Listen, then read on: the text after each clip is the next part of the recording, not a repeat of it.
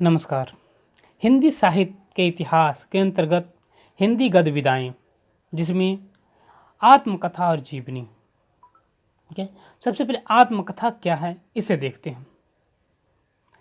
आत्मकथा हिंदी साहित्य में आत्मकथा, ऑटोबायोग्राफी, किसी लेखक द्वारा अपने ही जीवन का वर्णन करने वाली कथा को कहते हैं।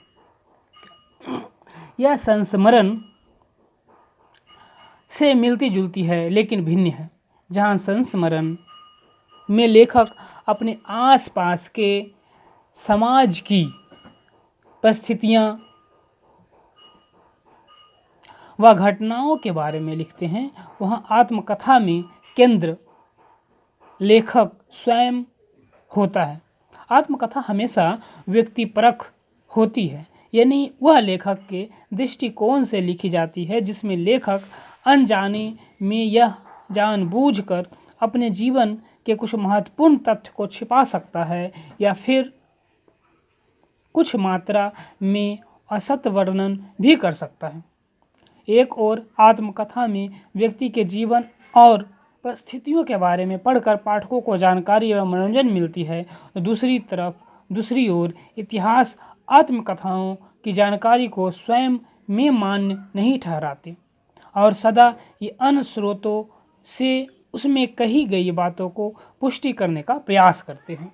ठीक है, यह देख सकते हैं कि जब कोई महान व्यक्ति अपने जीवन की महत्वपूर्ण घटनाओं को क्रमशः विवरण लिखता है तो ऐसी विधा को आत्मकथा कहते हैं। हिंदी में लिखी गई आत्मकथाएं, एक महत्वपूर्ण आत्मकथाएं इस प्रकार है। ठीक है, जैसे योगानंद परमहंस योगी कथामृत 1930 ईस्वी में लिखे थे। बनारसी जैन अर्धकथानक 1641 ईस्वी में। भारतेंदु कुछ बीती कुछ आप बीती कुछ जग बीती श्याम सुंदर दास द्वारा लिखी गई आत्मकथा है मेरी आत्म कहानी। हरि भाव उपाध्याय साधना के पथ पर। वियोगी हरि मेरा जीवन प्रवाह। यशपाल सिहावलोकन, ये जो यशपाल का सिहावलोकन है वो शायद बिहार बोर्ड के 10th क्लास या 9th क्लास में दिया गया है। ठीक है, और देखते हैं जो महत्वपूर्ण आत्मकथाएं हैं। गंगा प्रसाद उपाध्याय जी का जीवन चक्र है।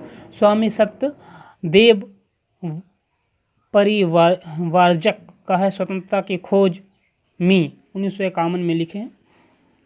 इसके बाद है पांडे बेचैन शर्मा उग्र अपनी खबर। वृंदावनलाल वर्मा जी की अपनी कहानी। रामावतार वरुण जी की वरुणायन लिखे हैं 1974 ईस्वी में।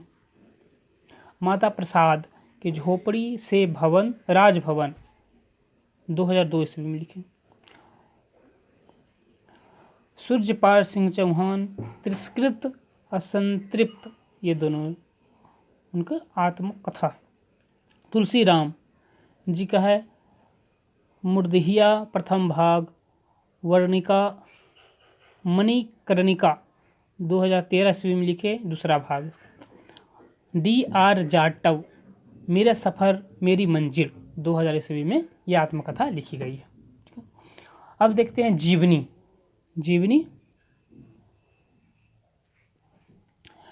जीवनी किसी महत्वपूर्ण व्यक्ति के जीवन का संपूर्ण विवरण कर्मबद्ध रूप में महत्वपूर्ण घटनाओं के माध्यम से जब लेखक द्वारा प्रस्तुत किया जाता है तो वह रचना को जीवनी कहा जाता है। जीवनी को अंग्रेजी में बायोग्राफी कहा जाता है।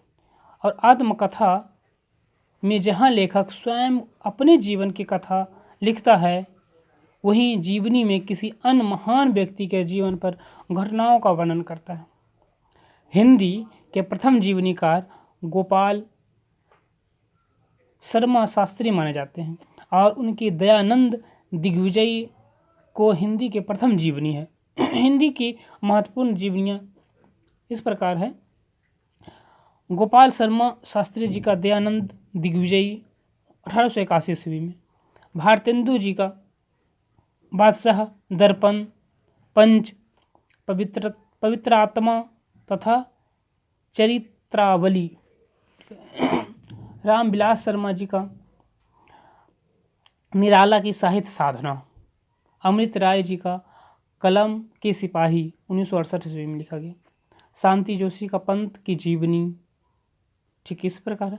तो इस तरह जीवनी है कि किसी भी महान व्यक्ति के संपूर्ण विवरण कर्मशः महत्वपूर्ण घटनाओं के माध्यम से किसी अन्य लेखक द्वारा लिखा जाना जीवनी कहलाता है।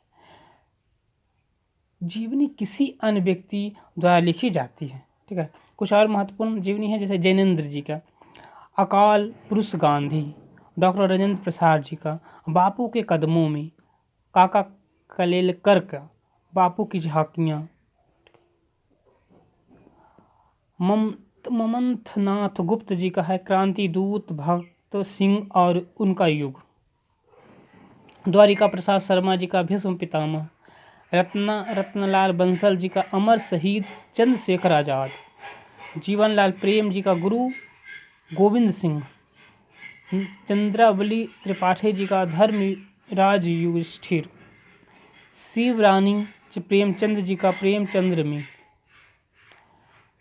मदन गोपाल जी का कलम का जादूगर, कलम का मजदूर, मदन गोपाल जी का है जीवनी, जो महत्वपूर्ण जीवनी है, कलम का मजदूर 1965 ईस्वी में रचना हुआ है।